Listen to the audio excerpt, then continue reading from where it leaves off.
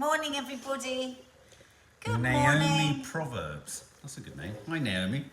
Good morning. If this is your first time to Coffee Moaning, we're here Monday through to Saturday. And just to let you know, if it's your birthday or an anniversary or anything, let us know and we'll write it down and we sing happy birthdays and all of that right at the end. I made a mistake on Saturday. I Turned jotted down and then I terminated the live, so I do apologise. So remind us. Remind us if you were that person on Saturday. So I do It was apologise. left out of the happy birthdays. Is it Amy's?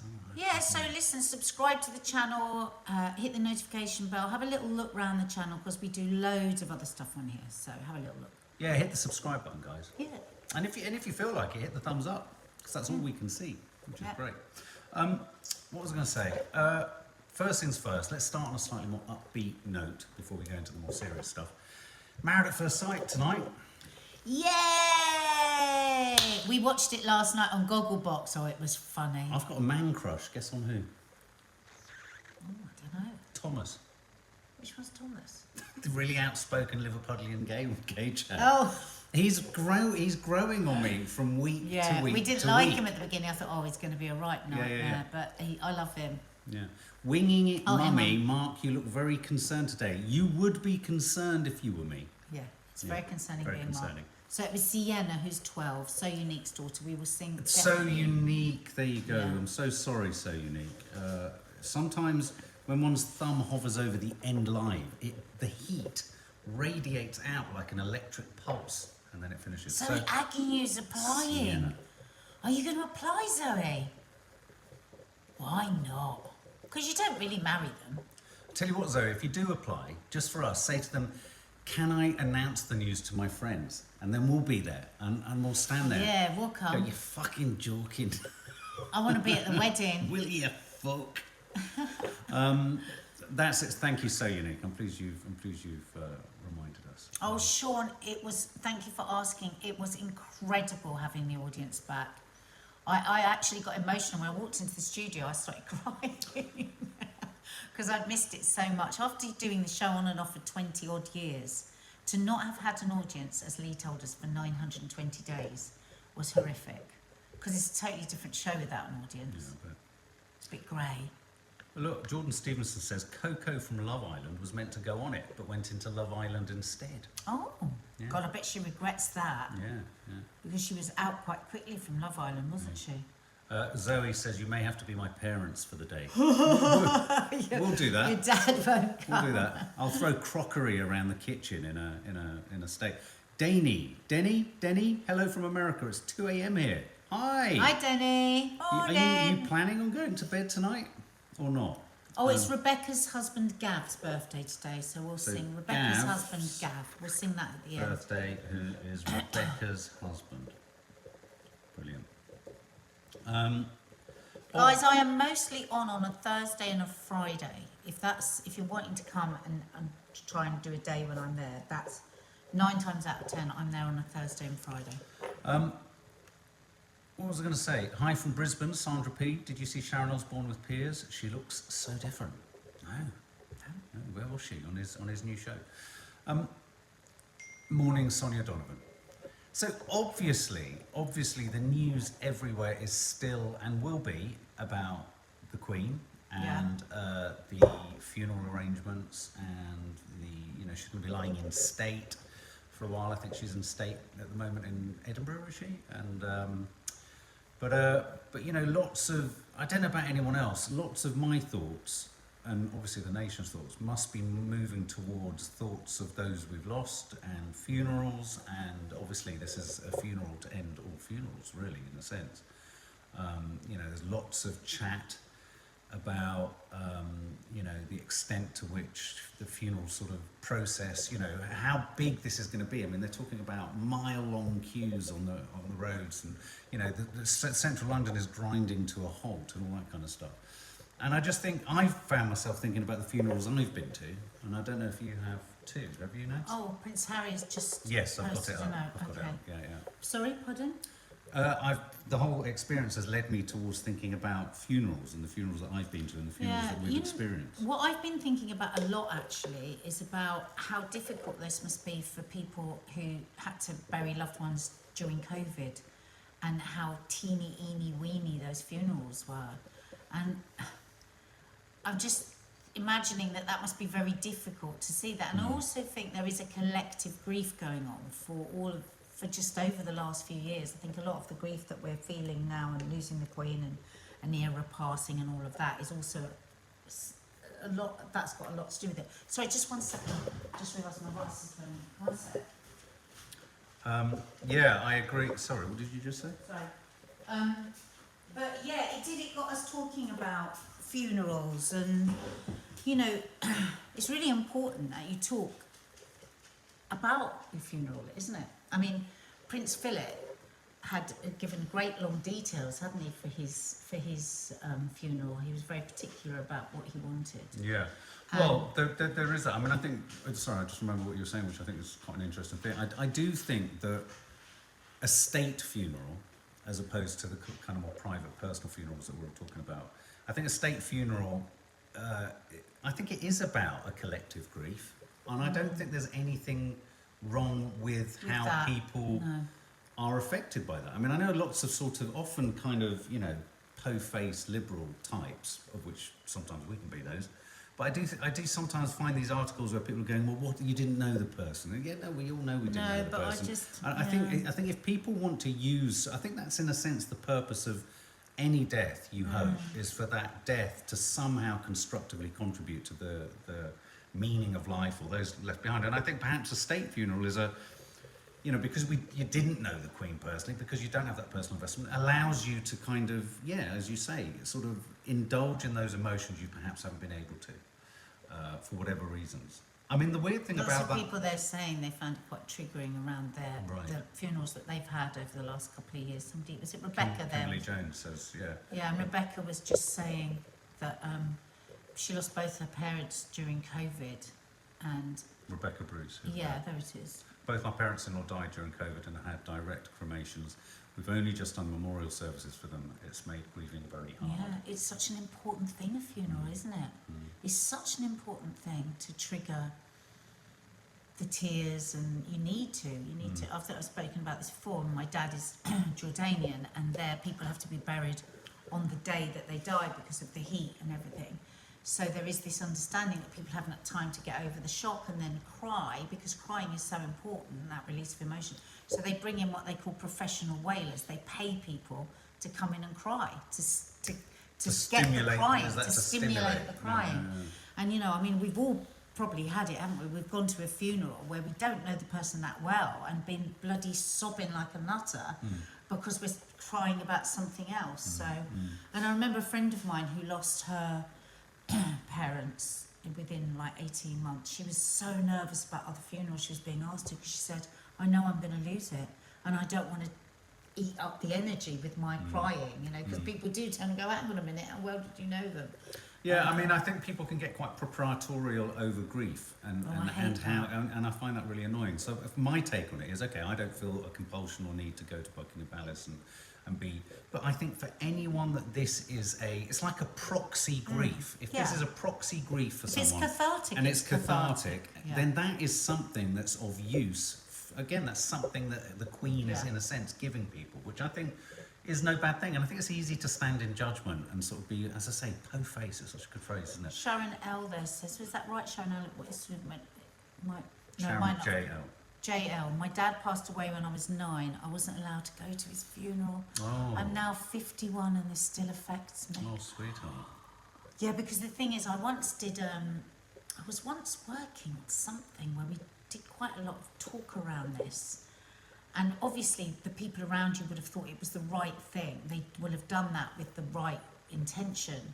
But all advice is that you should be really honest with kids around death, allow them to go to the funeral.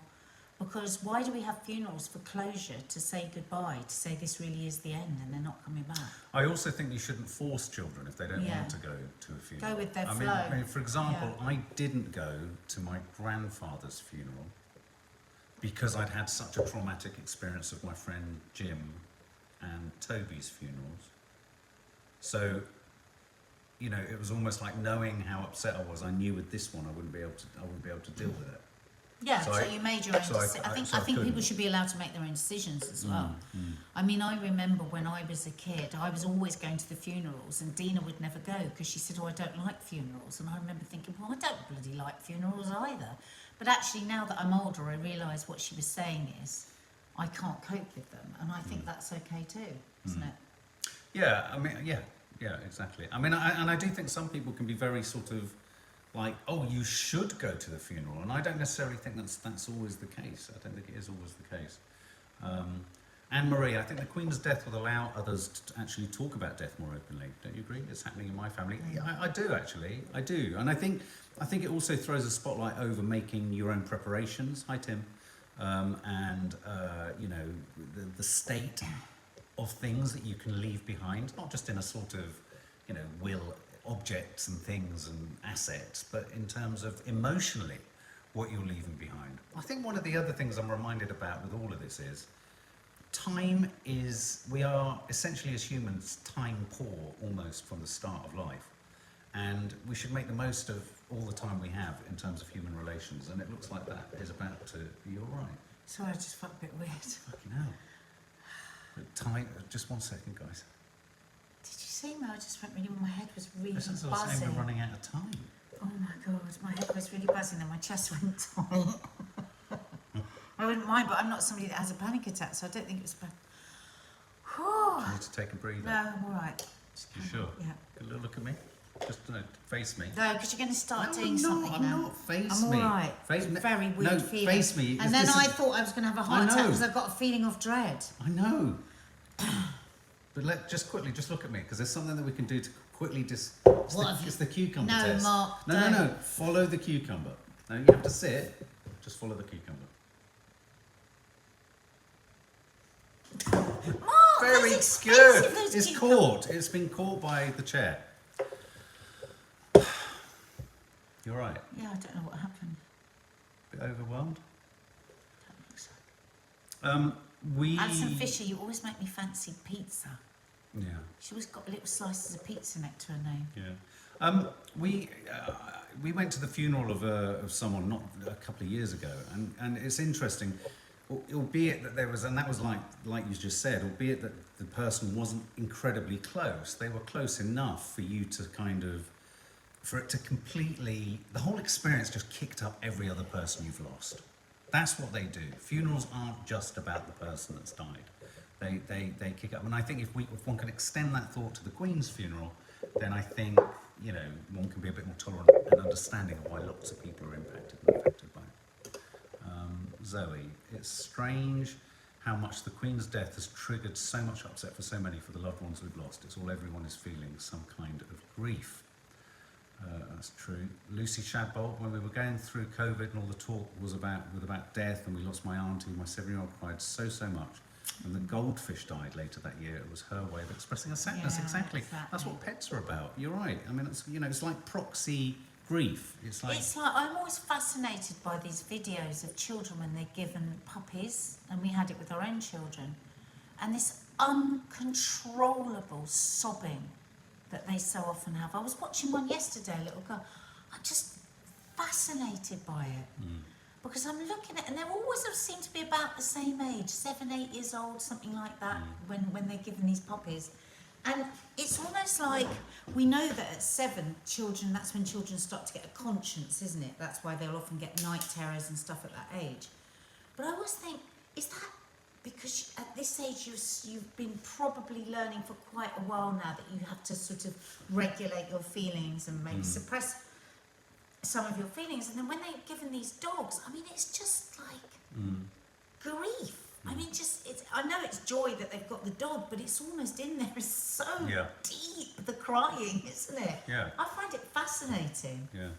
Betty Jones, I think it's grief for that generation who are now more or less all gone. Makes me think of all my grandparents. That's exactly what I feel about my nan. Absolutely agree. Makes me think about my mum. It made me really worry about losing my mum and dad, because whether we like it or not, you know, you're terminal. We're all terminal, aren't we? But you're just closer to being terminal. My dad's nearly 90. My mum's, you know, late 80s. And, yeah. Dawny Harvey, I went to my cousin and her boyfriend's funeral. It was a joint one. I never got over but she lives on in my heart always. Oh my God, that's awful. Joint funeral. God, I've never even considered something like that. Sally A, my granddaughter just got a puppy and she did that too. Did she? Oh. Our girls did when they got their puppies. Yeah. And they were both 7, 8 years old when they got them. So, Yeah, absolutely. you know, 7 is a big turning point. Me and my sisters always laughed about that. We say, whenever we're talking about something, Pivotal we're things upset always about. happen at 7, Are don't you, they? and sometimes when somebody is telling me something that's really like deep and meaningful, I'm like, oh God, how old are you? And they go, it's about 7. It's like, Sometimes I want to laugh. It's because it's always at about 7. it's like when those 2 grooming paedophile adults tried to lure me and my friend Edwin into the forest. I was 7. Were you 7 as Yeah. well? God. So have you ever told them that story? We will do one day. It's the most horrific story. Yeah. I mean, thank God, nothing bad happened, but you could not get a more textbook paedophile story than what happened. Well, why don't you tell it now? No. We'll talk about it another time. We're talking about other things. Yeah. It is so shocking. But I was just thinking, what happened? What was the big thing that happened when I was 7? That was big. Yeah. Pink Lady, the only. But that really was a big thing. But often it's like you think something was really big because you were 7, but that really was a massive. The only celeb death that affected me was Caroline Flack because of the circumstances and how I related to her mental health, and we were the same age. It scared me as I knew that feeling, and my heart broke. It was truly horrendous, wasn't it? And that Yeah, documentary and her amazing mum And I think everyone finds some detail in something in the nature of someone's death. I mean, Kimberly Jones, Robin Williams, there's something about the hue or the colour or the conditions or the circumstances that perhaps snags some part of your own vulnerability or fears or experiences. I mean, my worst experience of a funeral was a friend of mine who in his early 20s died, Toby. And his mother asked me to essentially, what's it called, when you sort of conduct the ceremony in a sense, and do the readings and invite people. And it's just the most traumatic. It never leaves you. It never leaves you. I'll never forget the looks on the faces of all those other 20-year-olds who couldn't comprehend what had happened. It's just very difficult. A huge aspect, sadly, or perhaps pleasantly, that's come out of this funeral is Prince Harry and Prince William being seen side by side. What are your feelings about this? Did you hear what Prince Louis said? This is William's eldest, is it? Youngest. Youngest. When his mum said to him that she died, he said, well, at least she'll be with great-grandpa now. Oh yes, I did see that. Out of the mouths of babes. Yeah. Oh, sorry. Sorry, can I just back reference the last story? I just want to read this from Tim. I lost my dad at 7 and was not allowed to go to the funeral. I just never grieved until later in life. I think that's when my addiction kicked in. Wow. So, yeah, no, that's Suppressing the feelings. Suppression, and then it bounces Mushrooms, out. doesn't it? Yeah. So what do you think about the Harry and William thing?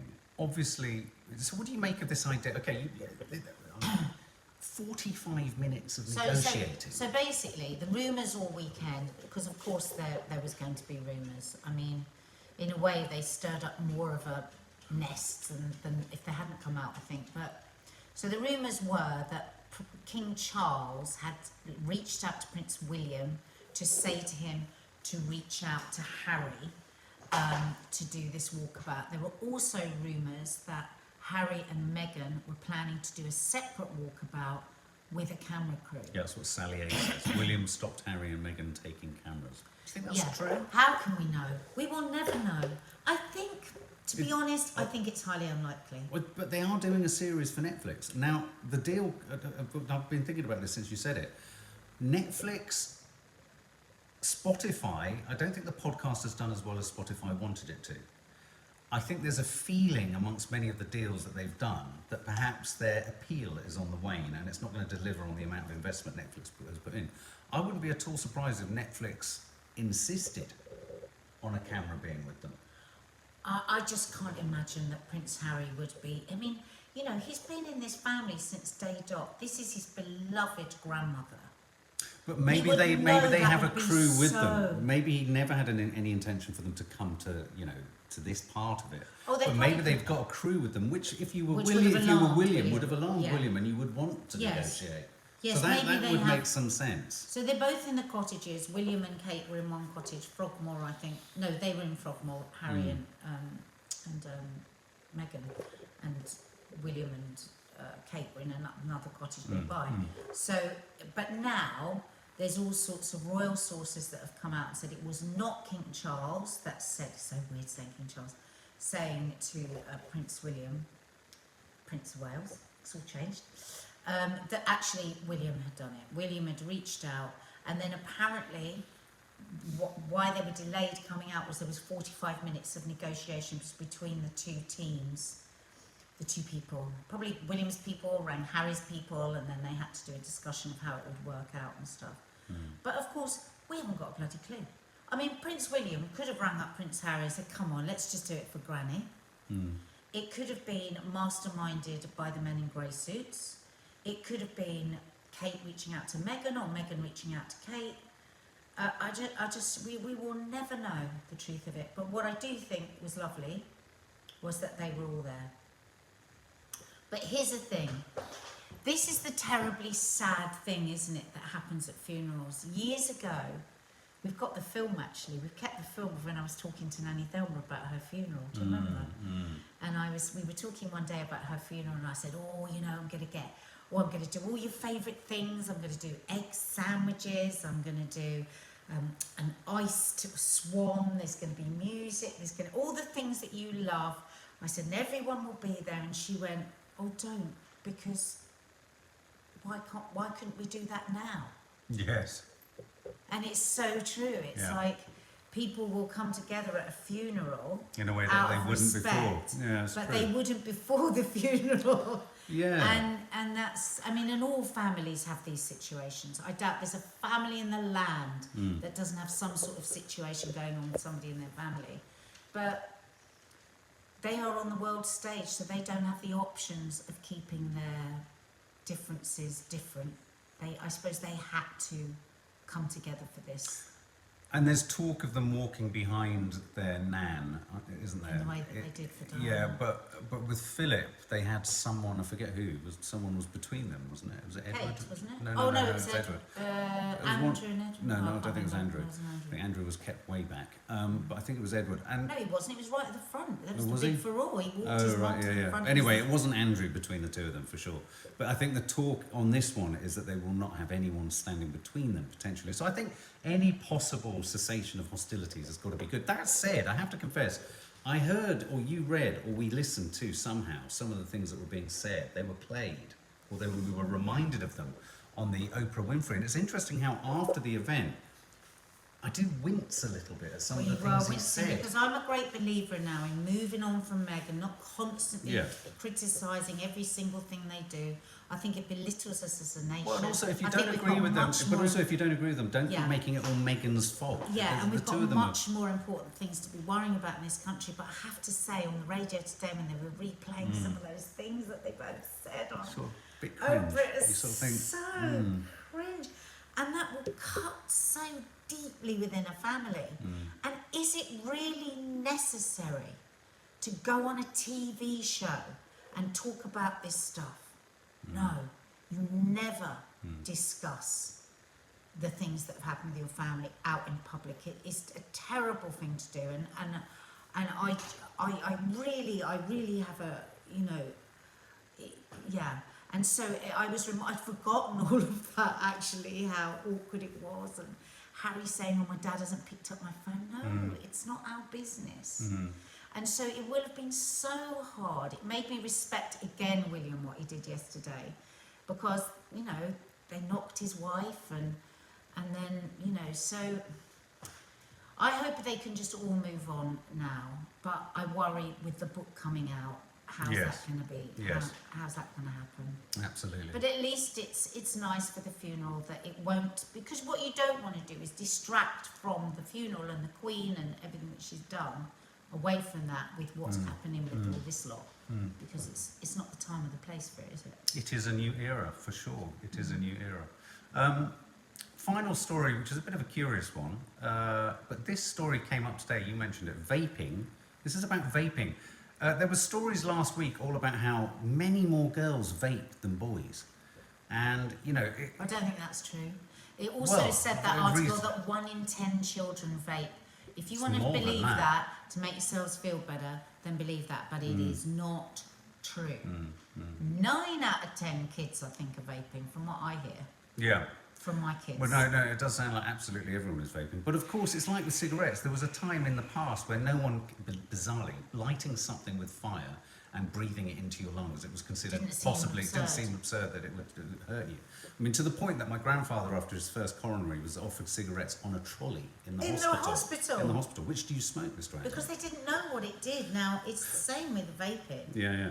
And now, actually, there's an article today. Have you got the article there, Mark? Yes, no. So today, vaping may wake up cancer cells and trigger wave of sort of A decade later, Yeah.